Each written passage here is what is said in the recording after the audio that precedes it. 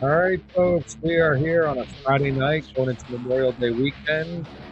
I got Mark with me as my co-host. This is John with Movie Killer Podcast. We apologize for taking a few weeks off, but we are back. We are working through some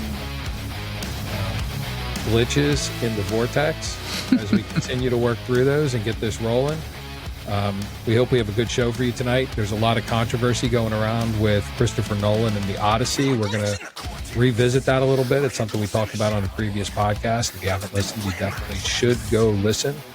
And we are going to, I guess in no other terms, we are going to face this head on, and we are going to try not to offend the world, but this topic that's out there, and we think it needs to be discussed.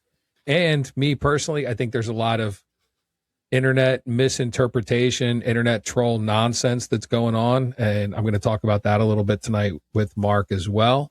We got a couple clips. We have a couple surprise clips that we're going to throw out there. And Mark's going to talk about his sleeper hit prediction of going into the rest of this season that he's pretty high on. And we might have to do that as an episode, and we'll see where that goes.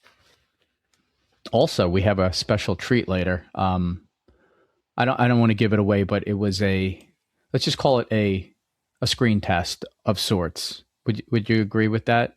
I know you're laughing because you're not taking that particular actor that was, had high hopes. You're not taking his ambition seriously enough.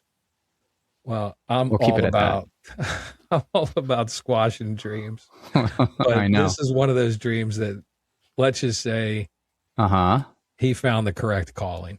Let's just leave it at that. But there might be a couple we're gonna have to show. But if like audience people, all the people out there that we love so dearly, if you only listen to audio, these clips alone are worth the venture of checking out Spotify, checking out YouTube, finding the video clips, because I watched these earlier and they are completely entertaining. I can't put it any other way. And when you're listening to just the audio, you are going to miss out. We might have to start charging subscription fees for these types of videos going forward as additional content. But tonight you're getting it for free. Yeah, I would go on to say that when you said that this, I found the right calling, no amount of AI can fix my other career path. Would you say? Yes? I don't know if there's enough AI that can fix this predicted or dreaming career path. All right. Well, you know what?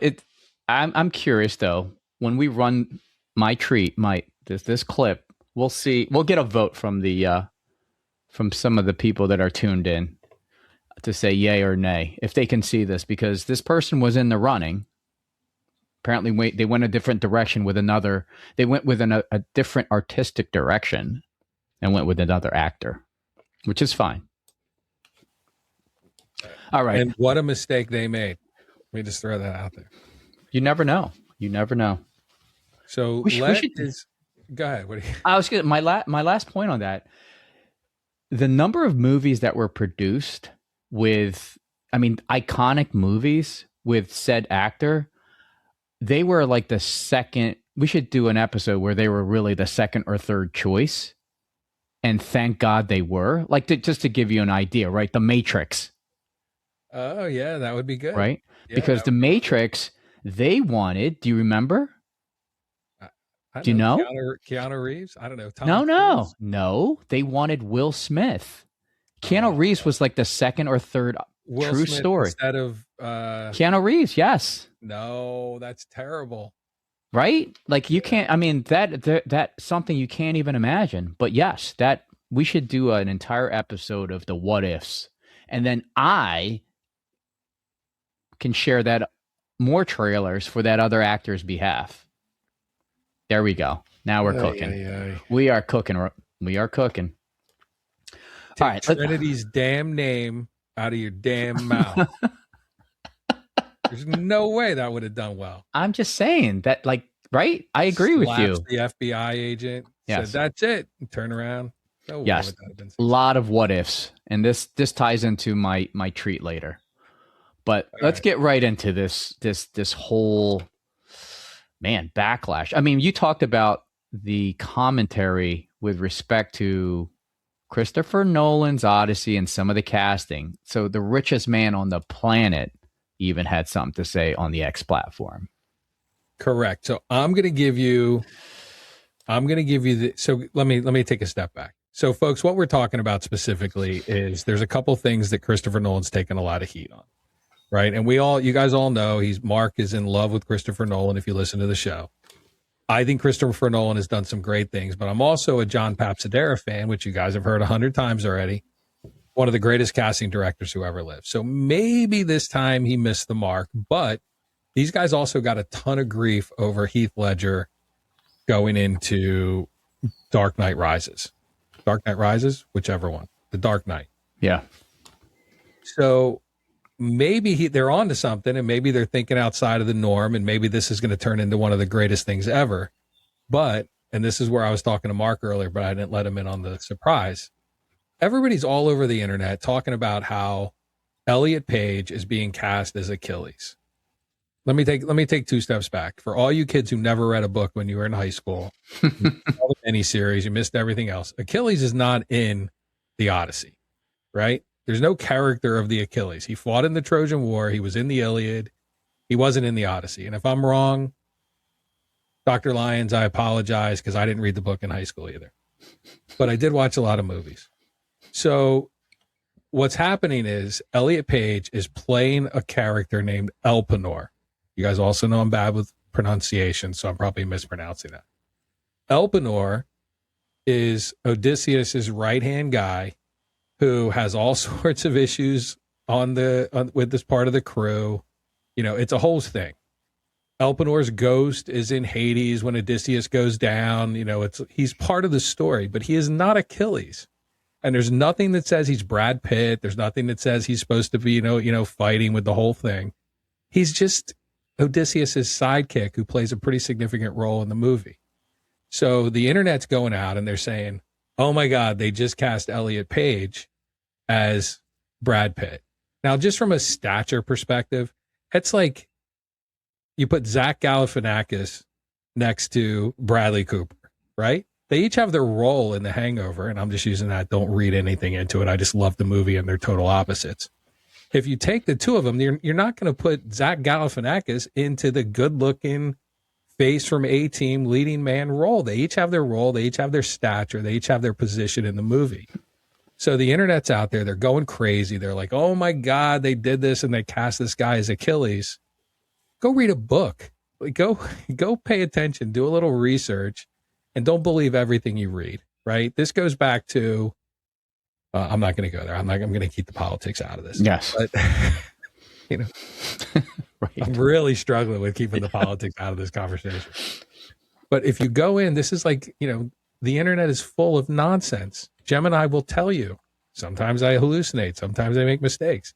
Sometimes people are out there just feeding false information. So I think Elliot Page, unfortunately, in this particular situation, is getting a really bad rap because he is a character in the movie. He is wearing armor, fighting in the battle. You know, he's part of the scene with the Trojan horse. He's out on the ship, the whole deal. But he's not Achilles. So people just need to back off this guy, give him the opportunity to act and be in the movie and not have to deal with all the nonsense of people putting videos online of comparing him to Brad Pitt, who is a significantly different actor, different role, different stature, but they're not playing the same character. Now, when this movie comes out, I may be completely wrong, but I don't think I am because I've done a little research. And, you know, I don't really know where to go from here. So I think that people just need to back off this guy and let him go do his thing. My take, my opinion only. Wow, that was, I mean, if you're right, you would silence a lot of people. If only they would listen. Yeah. If only they would listen to the podcast. Yeah. But I thought, I mean, just from my own ignorance, I thought the timeline of when this story is taking place versus the Trojan War, I thought they were like decades apart. So I didn't think that character was in this time. Like, I didn't think Achilles was in this timeline, you know, of this picture anyway. Yeah, he shouldn't be. Like, right. if they're true to the stories, Achilles shouldn't even be in this story. Achilles dead by the time all this stuff happened. Yes. Right. Right. Now, Odysseus and Achilles do fight in the Trojan War together, but Achilles is not in the Odyssey. Yes. So that's why I was like, okay. I mean, there's been a lot of data, not data. There's been a lot of clips that have been posted on social media specific to that call out. But to your comment, that could be all false, man. I mean, there's a lot of false shit out there. Right? Yeah. And for everybody listening, Mark had no idea where I was taking this. He was a little nervous. Nervous. He was a little squirmy before we got I was worried about your well-being. Okay, but continuing with everybody in the echelon out there, Jared Leto still sucks, all right? So take that, you bitches. All right, go ahead. I was going to say, just continuing with the theme of the backlash, right? I don't know if you saw it, but Elon's tweet on some of the casting, well, very specific, one character in this movie, he called out. And you know what? I'm just going to read what he said on his tweet. I don't know if you had this or. No, go ahead. I don't have it. Okay. Let me find it. Okay. Criticism erupted after. I'm probably going to butcher the pronunciation of her last name. Inyongo's casting was revealed last week. Musk said director Nolan has grossly insulted the Greek people and replied, true to the meme of Emancipoli dancing on Homer's grave. The ex-owner wrote, I agree that she, Inyongo, that's what I'm saying. I think it's Inyongo. Lupita Nyong'o? Yeah. Okay, so Elon says, I agree that she is beautiful, but casting a black woman to play a white woman in fun foundational work of European literature is no more right than casting a white man to play Shaka Zulu. Yeah, I did see that clip. I did. Yeah. I was reading that, but yeah. Yeah, and Elon Musk is a douchebag, right? I mean, he controls the internet. He controls space now. He could probably take us off the air, and if he's listening to everything, but keep going. It has no bearing on anything. I just want to throw that out. Well, I didn't want to go. I mean, he gets a little bit more into it, but that was, I didn't want to go too far into it. You know what I mean? But that was basically the basis of his rant against the casting. So, we'll see. I mean, to your point, I think earlier you made the comment of the casting for Heath Ledger in the Batman series. That was after I'm pretty sure that was after he did Brokeback Mountain, I think, right? Yeah, and I'd have to look at the timeline. I'm pretty sure because my reaction was like, oh wow, like I can't see Heath Ledger as the Joker, but to date, right, he's been hands down the best Joker in cinema. So we'll see. I don't know. I see where.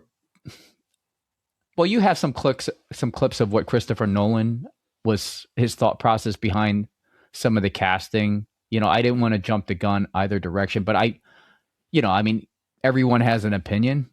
Richest man on the planet definitely has an opinion. He's not shy about, casting that opinion. So one thing that I want to throw out there, and you nailed it with Heath Ledger and the Joker, right? But I did a little research to see, and there is one person that's cast in the Odyssey, which I think is a total disaster, but we'll talk about that in a second. But I looked up Christopher Nolan backlash for casting, right? And Heath Ledger was number one. The other one, Harry Styles, as in Dunkirk. Apparently he got a ton of grief over that. And then he got a lot of grief because he insists on casting in very specific locations, like he's like a realist when it comes to casting. Okay. He built basically a whole nuclear setup for the Trinity test in New Mexico, which everybody freaked out about. A lot of stuff around Dunkirk and everything that went on with the inaccuracies of filming and things that he did around that. But he doesn't shy away from controversy. So to your point, let me go back and I'll play the clip and hold on, I got a lot of clips for you guys tonight, so I'm just making sure I got the right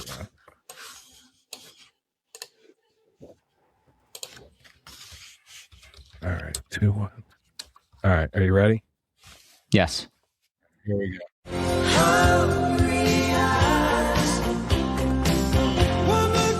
I just wanted to, comment on Christopher Nolan's controversial casting as we kind of went into this a little bit. So, wow. Do you think it had the effect? I mean, I think that was. We can do it again. Who is that? I'm telling you, man, that was my calling. And they said, it doesn't even thank look you. like you. It doesn't even look like you. You got to blame AI. Blame AI. Man.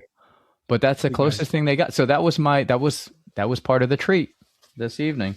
Yeah, that was a surprise. Surprise. So I go to the video. Stop with the audio. Go to the video. But I kind of wish they continued with my dancing scene a little bit further because I was, down the aisle. I was feeling it, man. It was a little short. I got to admit. Like I should have just looped it so we can play. All right. So let's go on to Christopher Nolan. She was Catwoman. He was Spider-Man. He was the Batman. And we have Jason Bourne as well. Are superheroes directly related to these sort of Greek heroes? Very directly. No, they are. I mean, they're the original superheroes. I mean, even comic book culture, whether you're talking about Marvel or DC or all the rest, a lot of it comes pretty directly from Homeric epics. I mean, Homer, in a way, is the sort of George Lucas, maybe, of his time. I mean, nobody really knows who this person was or whether it was more than one person. It's the Marvel of its day. I think there's very directly this desire for us to feel or believe that gods could walk amongst us. And I think the modern comic book is kind of our expression of that. Very well said, right? Yeah.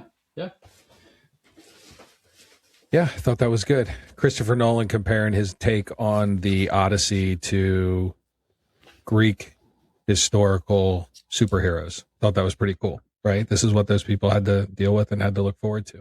Yeah. And to go back to Mark's topic, and, this is all I'm going to say on the situation because everybody knows, I think it's been beaten into everybody on the internet and, Elon Musk said it in a very, I don't know, shitty kind of way. I don't know how else to put it. But there are some very specific things. Back to all the kids who never read a book, there's a thing called the Homeric epithets, which is what a lot of these things were based off of. So for Helen of Troy specifically, and this is why everybody's freaking out and having all sorts of controversy because people have a tendency to overreact. People love to hate, right? Helen of Troy was described as being white-armed in one phrase, and I'm going to say it in Greek, and I apologize to all my Greek listeners out there. It's called leukolinos, which means white-armed, which is in one line of the entire thing that was put together that people are grabbing and making a big deal out of. The other piece is she was called fair-haired, which is ikamos, one word, which translates to fair-haired, which everybody is taken out of context and making a big deal out of it. And the other one is fair-cheeked, which in Greek is signaling symmetry, smooth skin, and youth. But the direct translation of it is kaliparios. Again, I could be Greek with how well I speak this language. But because it's the direct translation is fair-cheeked, but the actual meaning is symmetry, smooth skin, and youth, people are freaking out. Mm-hmm. So again, I think I don't know internet trying to get controversy. Where well, I can tell you this. I don't know if that confused me further or not. No. What I'm saying is you take something that's translated in a direct translation. Yes. But the meaning in, I get it. 2,000 years ago or 2,500 years ago, or however long it was, right?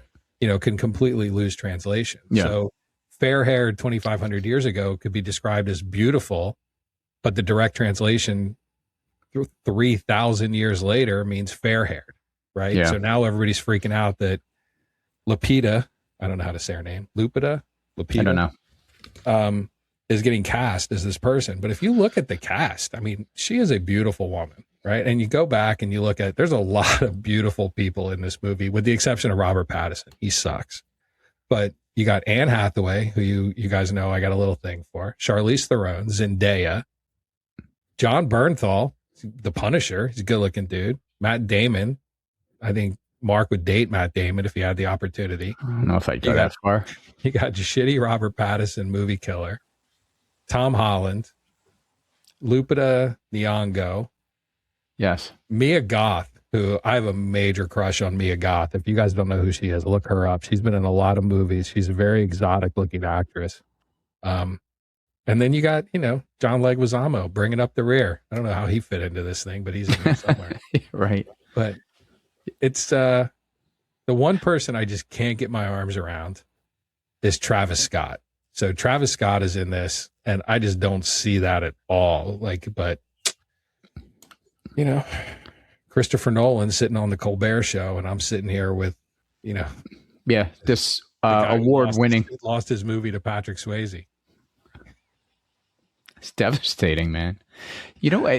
When you were talking about just casting in general and people getting upset, this reminded me, the only time I ever really got upset of a casting. Do you want to know how silly and just nitpicky I got?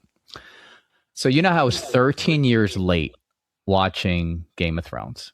Yes. There was just one scene where they had a singer. He was a soldier, and it just when I saw him, I was like, you got to be kidding me. Why is he in Game of Thrones? I know who you're going to say. Yes. I did the same thing. I thought it was pretty cool, but I know what you're going to say. Ed Sheeran. Ed Sheeran. Right. Sheeran. Yeah. I was like, why? You almost wrecked it for me. That entire season almost got wrecked because I saw Ed Sheeran. Because he's a big Game of Thrones fan, and I know, I get it, but throw some makeup on the guy. He looked like he was about to go to concert, in medieval times. It's like sticking Conan O'Brien in the middle of. I'm just saying they could have just put through a little bit more makeup and throw a wig on him, right? Throw Viking horns on him, something. Just don't make him look like Ed Sheeran. I get he got out to the little cameo. That was the only time I was like, oh, no, what are they doing? I'm going to do that with Travis Scott. When I goes to the Odyssey and he comes up on the screen, I'm going to stand up and yell, no, don't take him off, and see how the crowd reacts. Yeah. All right. So listeners, I'll let you know when I go so you can all be there for the show. When again is this release date? It's July something? July 17th, I think. Yeah. All right, you guys ready for another? Man, I wish people would watch the video. Hold on, I got one more trailer. Wait, whoa. Which? No, it's too oh late. yeah, Too late. Look at this.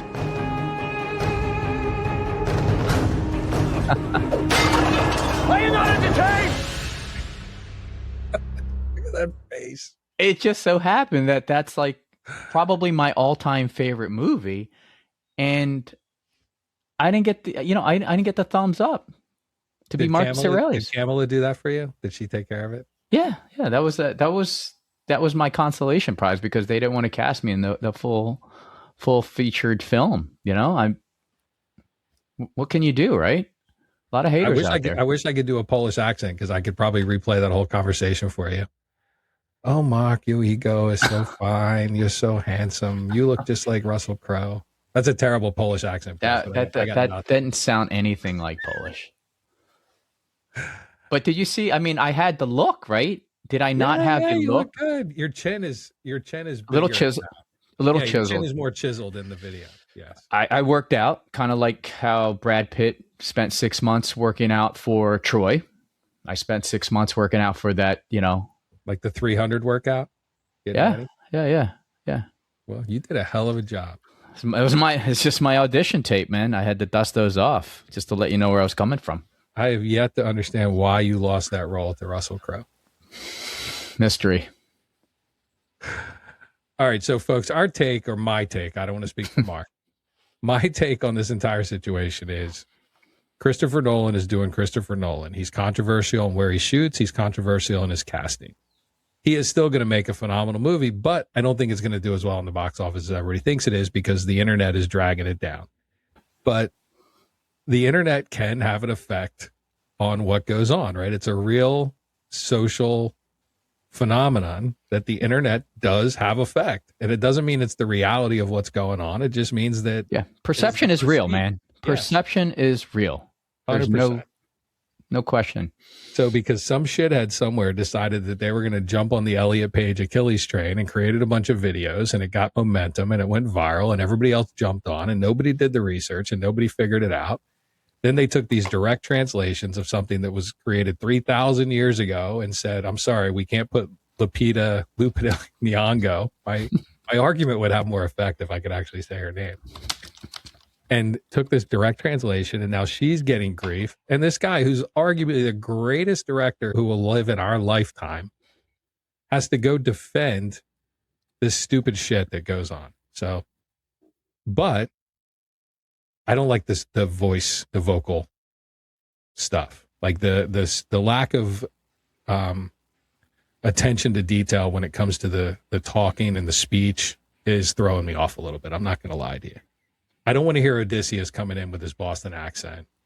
Like everything is, I don't want to hear Tom Holland coming in with an American accent. You know, I don't want Anne Hathaway coming in talking whatever Anne Hathaway talks with her British nonsense. Like I want something at least with a little bit more of an accent, or like they've done a little work to earn their paycheck that they're out there collecting. So the lack of attention on the speech is throwing me off a little bit, but you know, he's Christopher Nolan. What am I going to do? I'm still going to go see it. Yeah. If in case you're wondering, I had to look it up because I had to look it up. His name was Eddie. Ed Sheeran played a Lannister soldier named Eddie.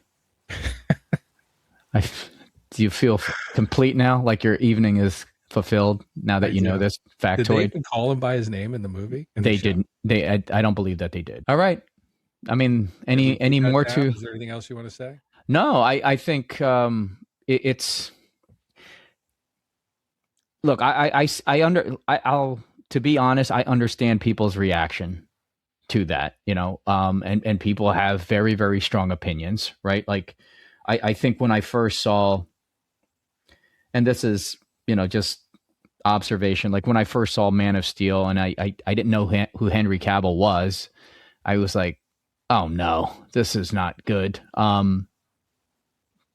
I don't think after 3 installments of Superman, I can't, it's hard to picture anyone else but Henry Cavill playing him.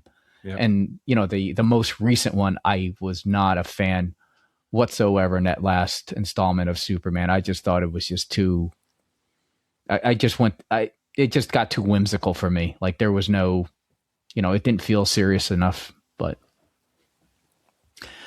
and that's just my point of reference on casting. Like my own experience, I didn't like the cast originally. I liked it afterwards, and now I look at the whoever who's playing Superman now, and I'm just like, ugh, no. Yeah. But we'll see. I'll go watch the movie. I mean, I'm right with you. I think for all the listeners out there, and this is kind of how we'll know you're part of the club. Anybody who starts talking about Elliot Page as Achilles, just tell them to go F off, right? Say, no, that's Elpenor. You guys obviously don't know what the hell you're talking about. Make them feel stupid. You know, and let's start a little bit of trend in a much more, it's a positive trend of making somebody feel stupid. I'm not really sure if that's what I'm trying to say or not, but I think if anybody does their research and they do what they need to do, they'll understand that this is nonsense that's going on. So let's give this guy a break. You know, nobody talks about the stature of Tom Holland. You stick Tom Holland in a suit of armor next to Brad Pitt, it's going to look like a little kid next to a man, right? So I don't know where that would be any different in this particular situation from a casting perspective. I'll just say this, John. You saw those 2 audition tapes. That guy in those 2 audition tapes could have played anybody, any character.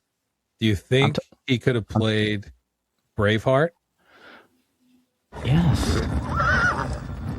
Dude, I mean, sure? Look at that. Look at the Scottish, like... You look like Genghis Khan. You look like you're ready to go invade Mongolia. Who would want to fight me on that battlefield looking like that? I am William Wallace. I am William Wallace. A whole army of my countrymen, but they'll never take. You don't look like their countrymen. Freedom. They're probably in the wrong country. Why would you say that, John? I look just like everybody else on that battlefield. Give me a spear. I'm your Scottish brother. Damn it! You know, when we're sitting next to each other, I look at you, I go, I think this guy's from the Scottish Highlands. It's exactly what I think when we're sitting. Yeah. And with the face paint, you can't, they're indistinguishable with the face paint. You're ready. You are ready to Dude, I was ripped in that movie. Everybody who's listening to this is like, what the hell are these two idiots talking about? I'm going to post so many shorts on this episode. Oh, this is all going on TikTok. There's no question about it. Yeah. Yeah. We're going to get a lot of credit over the defense of these people that are going on and all the nonsense going on the internet. Troll us, bitches. Yes. We're taking you down. All right. So the other thing we want to do tonight, and I think it's about that time because I'm feeling pretty good about myself. Mark just keeps bringing up The Bride. But when we start looking at the list of movies, we're at about movie 13. So we're up to Michael. And Michael, for the record, is just a home run. It's absolutely crushing the box office. But when we look back at the list based on our projected ROI status, the only bomb that I have through this whole thing right now is The Bride. Like I'm feeling pretty good. Super Mario is absolutely breaking $1 billion. We predicted that in the one episode where you were like billion, and I was like billion. Still remember that. Mm-hmm. Michael, that you were really down on. You thought Michael was going to completely bomb. I didn't think your Bride. I said Michael will do okay. I didn't think it was going to like kill it like the way it's absolutely killing it. Like I thought it was going to just kind of break even and make a little bit of money, but man, I was dead wrong. Biggest biopic of all time. No, it's second right now.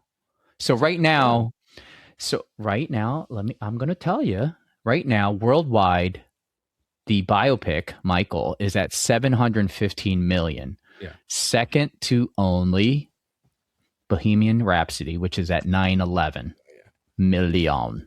Yeah. So, I mean, biggest opening week. You are correct. Michael had the biggest opening week, but Bohemian Rhapsody is still number one. You are 100% right. Yeah, but that is just fantastic. Like these guys have to be like over the moon. I mean, I don't know what their projections were, but I mean, what was the actual budget? 155. Yeah, 155. Man, they're already working on Michael 2. Like they're already starting. Well, they left it as kind of I haven't seen it yet, but I plan to go see it with my daughter. But they kind of left a cliffhanger for what's to come. You know, I mean, they stopped way short of his career. Yeah, they stop. For everybody's interested, they stop at the Victory Tour. So everything for Michael up to the Victory Tour is in the movie, and then they stop there. Yeah. So, I mean, after the Victory Tour was a lot of controversy, so I don't know if they necessarily want to produce that second film, but right.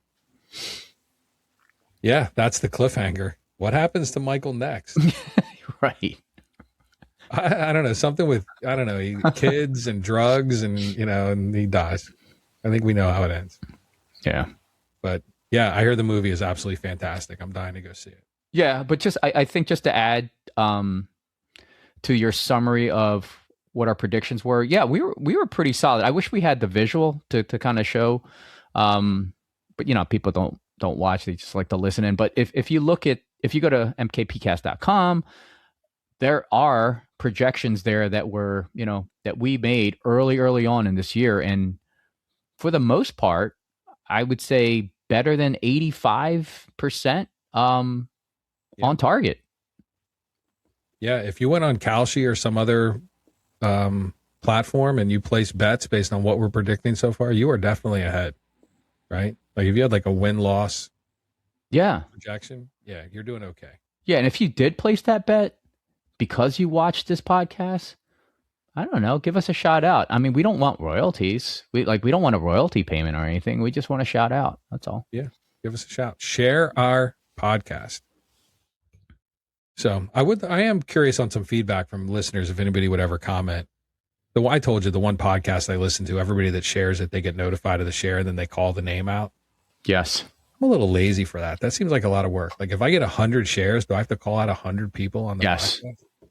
Yes. I'm going to give that to you. I mean, I'll just read them off. Yeah. All in one shot.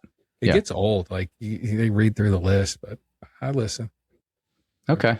Well, maybe we just blast it as a scroll, just as we're just talking. Like, hey, big thanks to like movie credits. Yeah, And we just let it roll.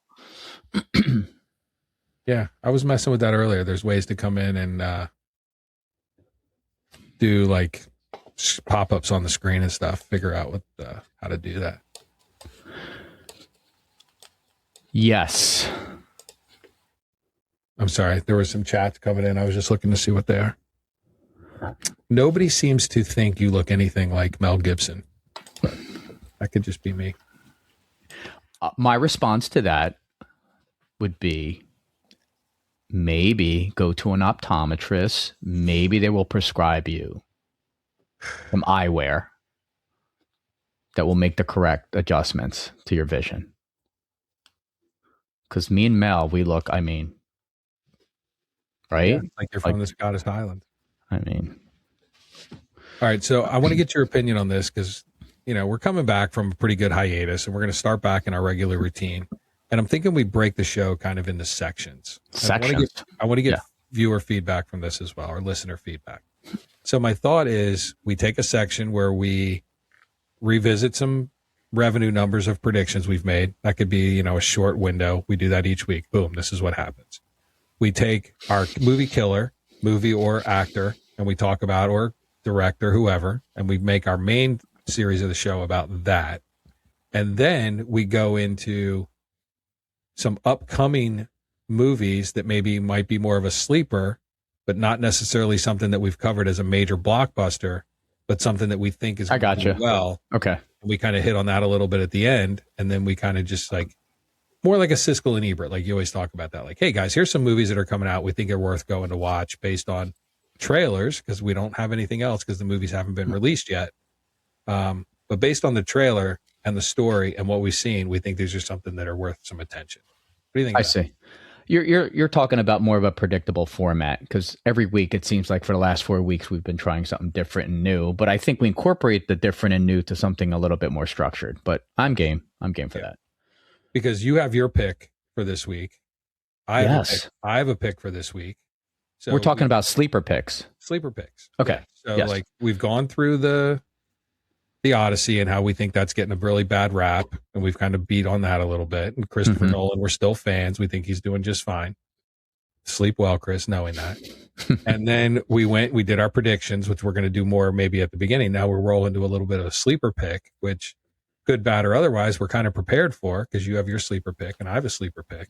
Yes. And we can kind of hit on those and then we wrap up. Do we have my sleeper pick trailer? We do. You want to go there first or go there next? Yeah. You want to talk about it, or you want me to go into the trailer and then talk about it? I'll tee it up with this. This can we call it a biopic? I don't think so. It's not technically a biopic, I don't believe. I'm not sure. I don't know enough about it. So yeah, and my only thing is I don't know if it was, tabbed as a biopic. But anyway, this film is loosely based on Anthony Bourdain, who I was a ginormous fan of. He made cuisine cool, like just everything that he did. In his episodes, I that's kind of what made me kind of like a wannabe foodie. So this film that is getting released very soon, it depicts his story when he was just contemplating he wanted to be a writer. I didn't know this, but until this I did some research on this film, and he just kind of accidentally got into the restaurant business. He was right after high school, so he was 19, 20 years old. And this film kind of chronicles that chapter of his life, which, that was a long time ago, because Anthony Bourdain, he didn't get famous till well into, I think, his late 40s time frame, or maybe 30s. But anyway, this was early in his way early in his career. I don't even think you could call it a career, but his first exposure to the restaurant business at age 19. Okay, hold on 1 second. Pulling it up. Getting ready. Give me a second. I'm trying to do like 12 things to get you ready. But I like the idea of the format. I think if we stick to that format a little bit. Okay. Yeah. And then, why can't I find it? All right. We'll get back to that. All right. You ready? Yeah. Hold on.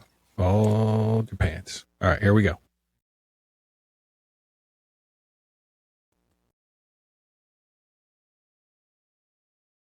Why isn't that playing? He's the main guy from Now You See Me, Now You Don't. The committee has decided to go with another student for the fellowship.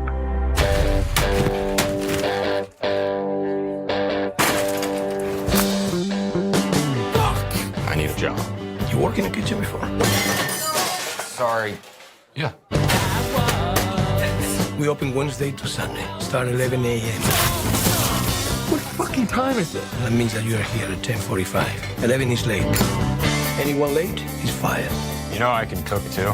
The kid said he's a cook, chef. I'm actually not a fucking cook. I'm a writer, but I said I know how to cook. Oh, I'm sorry. I didn't understand that. Shut the fuck up. None of that was I my... don't care, Tony. Are you a good guy or a bad guy?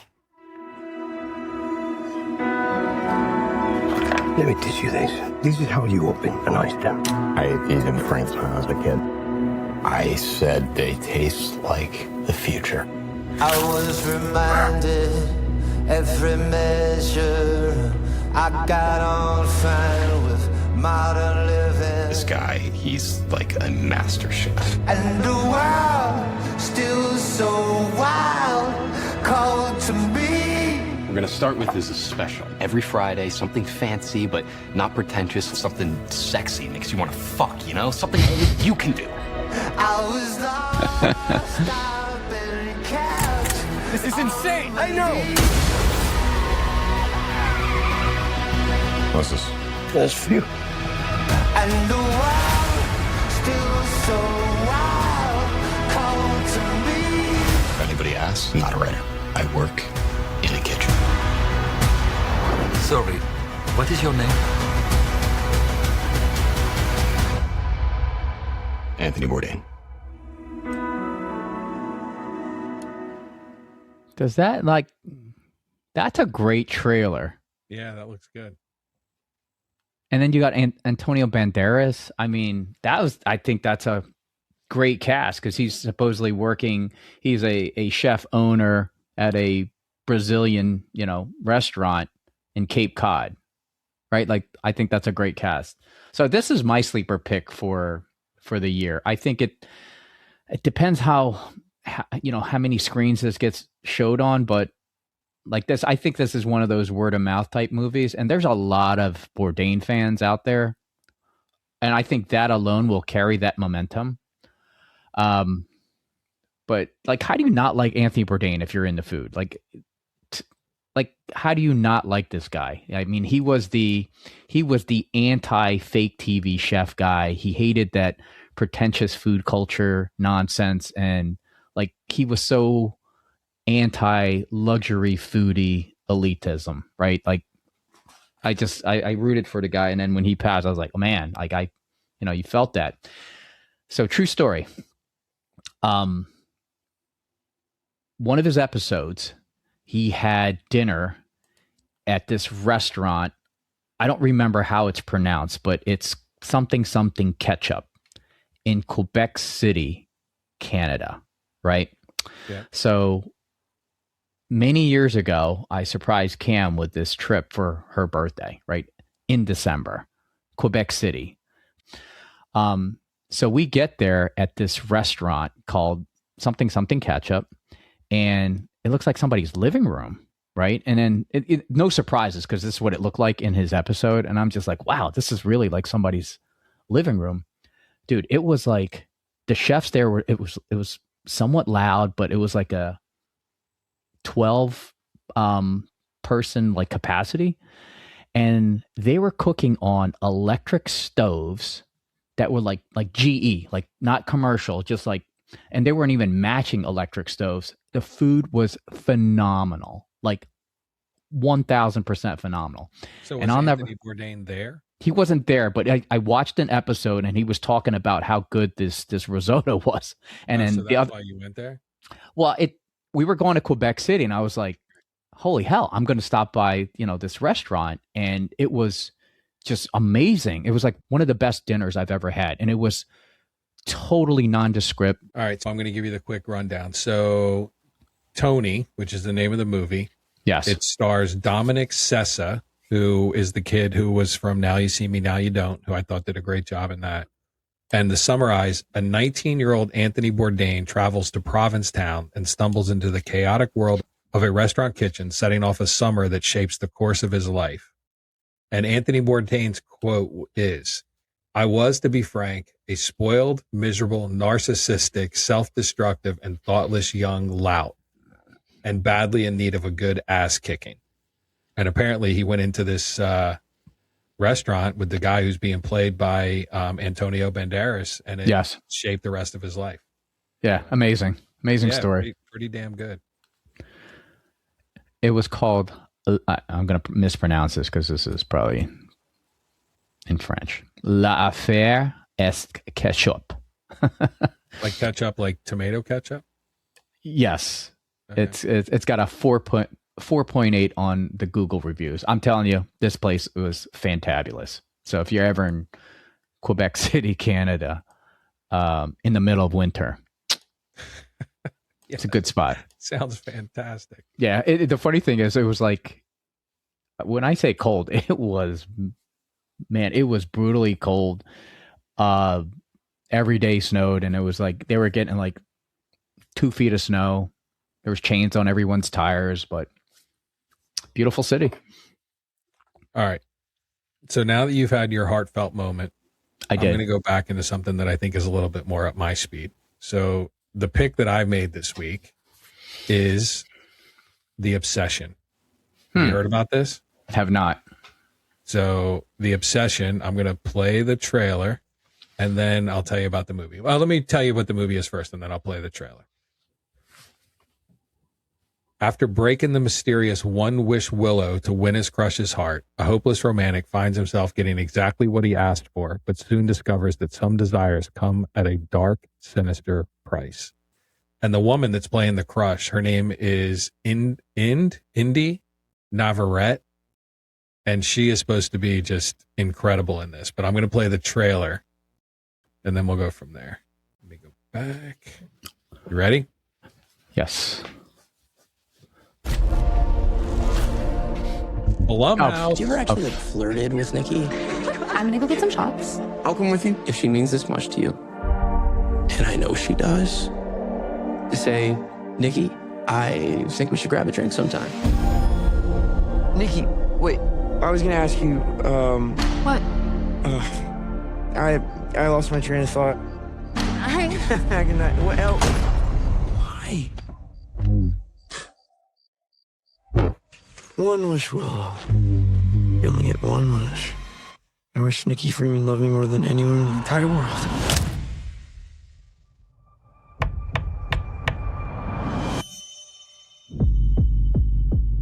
Oh boy. I love you so much. A love only the branch of a willow tree could conjure. It's weird how you two are dating all of a sudden. Like, super dating. I think Nikki is going through something. Like, what? Is she okay? No. Jeez, what kind of spells you put on her? What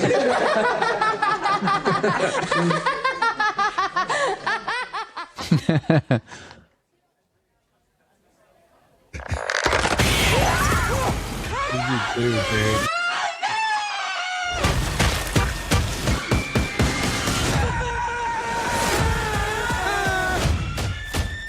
Nikki?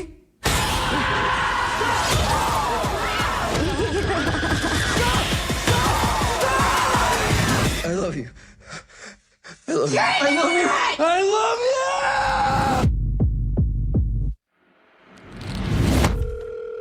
I was calling to see if there's a way I can cancel a wish. I'm sorry, we don't really do that. So she's just stuck like this forever? Well, yeah, I mean, as long as you live. As long as I live? Wow. Wow. Blumhouse is so good, man. That is brilliant. And that probably cost $1 million, right? But there's nothing in that movie that's, Let's say under 5 million easily, right? With marketing, 10. yeah. Wow, that is brilliant material right there. Yeah, highly recommend. I like this little thing. You pick your pick, we pick our picks. Yeah, I would say the thing is, what's not released is the budget. Like, I don't know what the budget is for Tony. It's Non-released yet. not released. I can't imagine it to be, anything. I don't think anything north of, say, 50 million, right? Banderas is probably asking for 10, 15 million a pick, and Well, they should take that money back. okay. Is that relevant anymore? It doesn't matter, John. It's like, you ever see like basketball players? They're at the end, the twilight of their career, and they're still making 55, 60 million a year. So hold on. Don't look at anything. Uh-huh. Take a guess of the budget for The Obsession. 3.5 million. Nope. Not even 1 million. $1 million is the budget for that thing. Oh my God. Curry Parker's indie sensation has a massive box office success. It just opened. It just opened this week. Wow.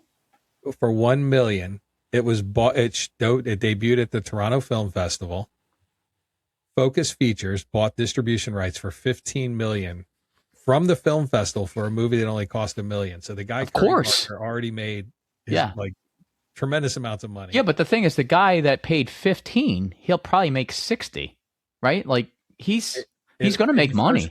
In the first week domestically, not even worldwide. First week, it's already crossing the 30 million mark. Yeah. Wow. Is that crazy? That's just brilliance, man. Yeah. Are you going to go see it? Yeah. I might go this weekend. Okay. When is Tony released? Do we know? It is August 2026. Yep, August 7th. All right, I'll throw that on the I'll throw it on the website.